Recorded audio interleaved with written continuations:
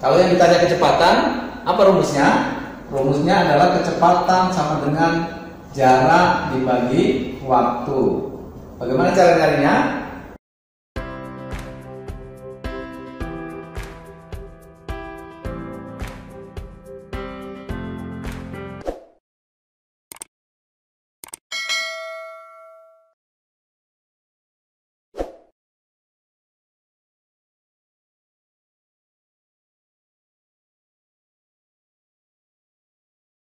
Assalamualaikum warahmatullahi wabarakatuh. Kali ini kita akan membahas tentang jarak dan kecepatan. Yang harus dipahami oleh adik-adik pada saat membahas jarak dan kecepatan ini adalah ada 3 hal. Yang pertama adalah kecepatan rata-rata atau disingkat K, jarak J, waktu W. Artinya apa? Artinya adik-adik yang harus dipahami pertama adalah satuannya. Jadi adik-adik harus tahu satuannya, karena biasanya soal itu akan melakukan jebakan atau kita akan terjebak pada satuannya. Lihat ya, ini ada 3. Yang pertama jarak. Apa satuan dari jarak? Jarak itu bisa kilometer, hektometer, dekameter, meter, desimeter, sentimeter, dan milimeter. Ya, itu satuan dari jarak. Kemudian satuan waktu itu bisa jam, bisa menit, bisa detik, bisa hari, bisa seminggu, bisa setahun, bisa sebulan. Itu adalah satuan dari waktu. Kemudian yang ketiga adalah satuan dari kecepatan. Karena kecepatan itu adalah gabungan dari jarak dan waktu, maka satuan dari kecepatan adalah 2. Misalnya kilometer per jam atau meter per menit. Demikian seterusnya. Itu ya yang harus dipahami oleh adik-adik. Kemudian dalam pembahasan jarak dan kecepatan ini, yang adik-adik juga harus pahami adalah bagaimana melakukan kotak-katik dari rumus tersebut. Misalnya kalau rumus ini yang ditanyakan adalah kecepatan. Jadi nanti kalau pada soal berapakah kecepatannya, maka rumusnya ini, rumus pertama. Kecepatan sama dengan jarak dibagi waktu. Tapi bagaimana nanti kalau yang ditanya jarak? Adik-adik harus bisa mengkotak-katik dari rumus. Kuncinya apa? Kuncinya untuk mengkotak-katik rumus adalah kalau pembagian pindah tempat atau menyeberangi sama dengan, pembagian berubah menjadi perkalian. Kalau perkalian pindah atau melewati dari sama dengan, itu akan berubah menjadi, kalau perkalian akan menjadi pembagian. Demikian sebaliknya. Kalau positif pindah jadi negatif, kalau negatif pindah jadi positif. Ayo kita coba. Misalnya ini rumus yang pertama, kecepatan adalah jarak dibagi dengan waktu.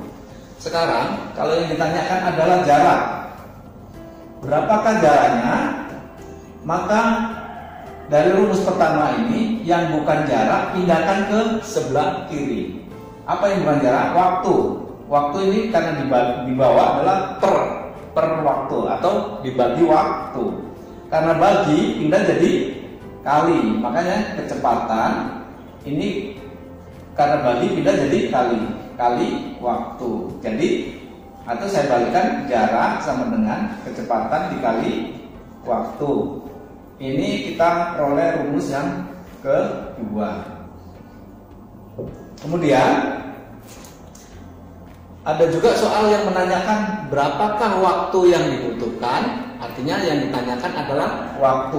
Bagaimana adik-adik merubah rumus ini? Lihat, perhatikan. Kalau yang ditanya waktu, maka waktunya tinggalkan di sini sendiri. Yang bukan waktu pindahkan ke sebelah kiri. Apa yang bukan waktu? Yang bukan waktu adalah kecepatan. Karena di sini perkalian pindah jadi bagi pembagian. Karena ini kali, pindah jadi bagi kecepatan. Atau saya balikkan jadi waktu sama dengan jarak dibagi dengan kecepatan. Ini adalah rumus yang ketiga. Demikian adik-adik bisa dipahami.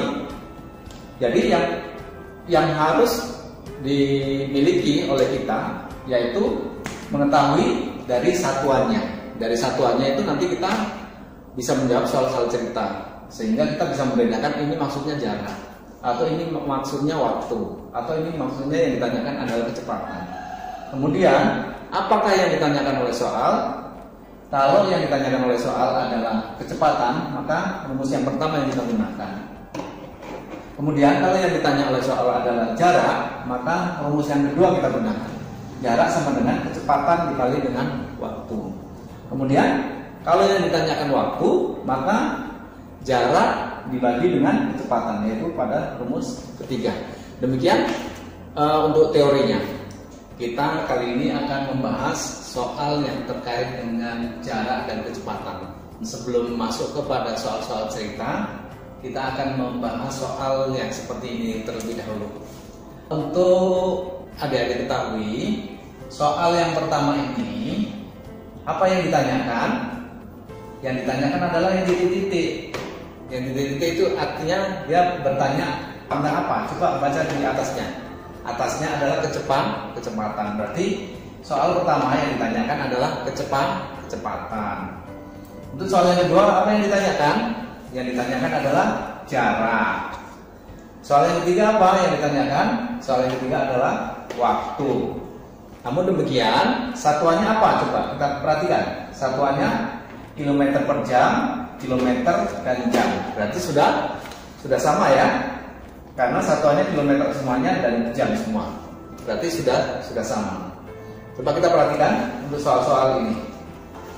Soal yang pertama yang ditanya adalah kecepatan.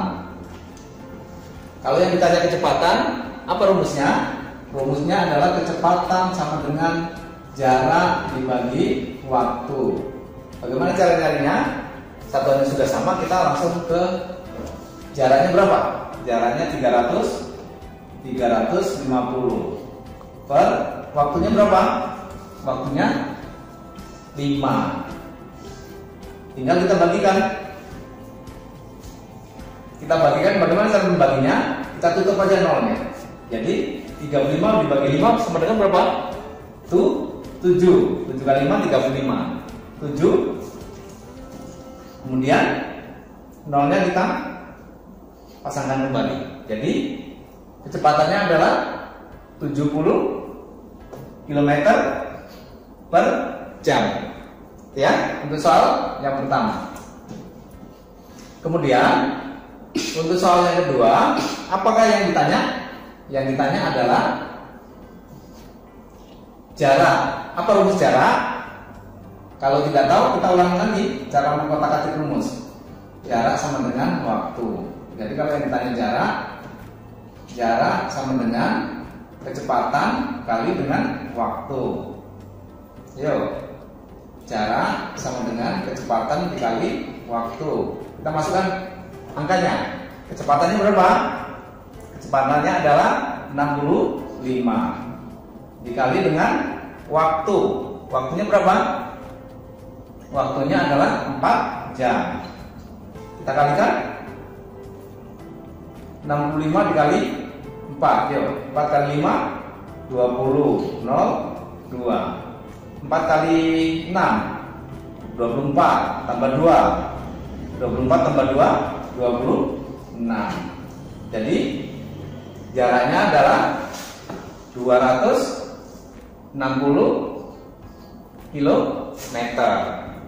Kemudian untuk soal yang ketiga, apa yang ditanyakan?